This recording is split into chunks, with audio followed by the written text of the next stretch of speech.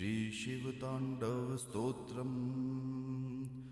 जटाटवीगगज्जलः प्रवाहपावितस्थले गलेवलम्ब्यलम्बिताम्बुजङ्गतुङ्गमालिकां डमड्डमड्डमड्डमन्निनादवड्डडर्वयम् चकारचण्डताण्डवः तनोतु न शिव शिवम् जटाकटाः सम्भ्रमन् भ्रमन्निलिम्पनिर्झरी विलोलवीचिवल्लरी विराजमानमूर्धनी दगद्दगद्दगज्जलल्ललाटपट्टपावके किशोरचन्द्रशेखरे रतिप्रतीक्षणं मम धराधरेन्द्रनन्दिनी विलासबन्धुबन्धुर सफुद्दिगन्तसन्तति प्रमोदमानमानसे कृपाकटाक्षधोरणी निरुद्धदुर्धरापदी क्वचिद्दिगम्बरे मनोविनोदमेतु वस्तुनि जटाभुजङ्गपिङ्गलसफुत्फणामणिप्रभा कदं कुदुन्द्रवप्रलिप्तदिग्वुदे मुखे मदांसिन्दूरसफुततो गूतरीयमेदुरे मनोविनोदमद्भुतं विभूतभूतभर्तरी सहस्रलोचनं प्रभर्तशेषलेखशेखर प्रसूनधूलिधोरणी विदूसदाङ्गपीठभू भुजङ्गराजमाल्यया निबद्धजाटजुट्करू श्रिये चिराय जायतां चकोरबन्धुशेखर ललाटोत्तलचरन् धनञ्जया सुखलिङ्गभा निभीतपञ्चसायकं नमन्निलिम्पनायकम् सुधामयूखलेखया विराजमानशेखरम्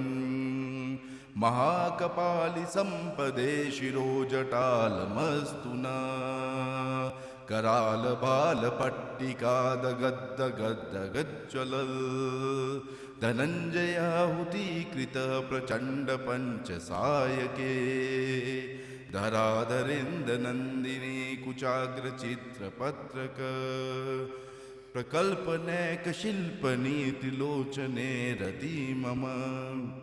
नवीनमेघमण्डली निरुद्धदुर्धरसफुट्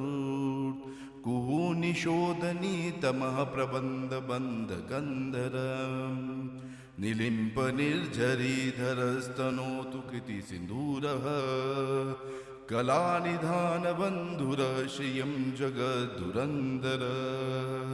प्रफुल्लनीलपङ्कज प्रपञ्चकालिमप्रभा वलम्बिकण्ठकन्दलीरुचिप्रबन्धगन्धरम् संरक्षितं पुरच्छिदं भवच्छिदं मखच्छिदं गगच्छिदान्तकच्छिदं तमन्तकच्छितं भजे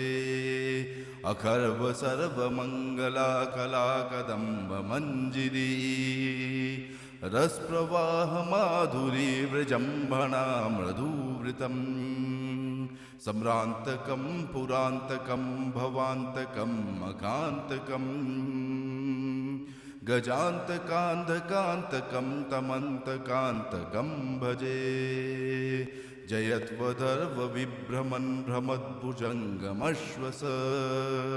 द्विनिर्गमतः क्रमसफूर्त्करालभालहव्यवाट् दिमिद्दिद्मिद्दिद्मिद्दिध्वन्मदङ्गतुङ्गमङ्गल ध्वनिक्रमः प्रवर्तितः प्रचण्डताण्डव शिवा ध्वनिक्रमः प्रवर्तितः प्रचण्डताण्डव शिवा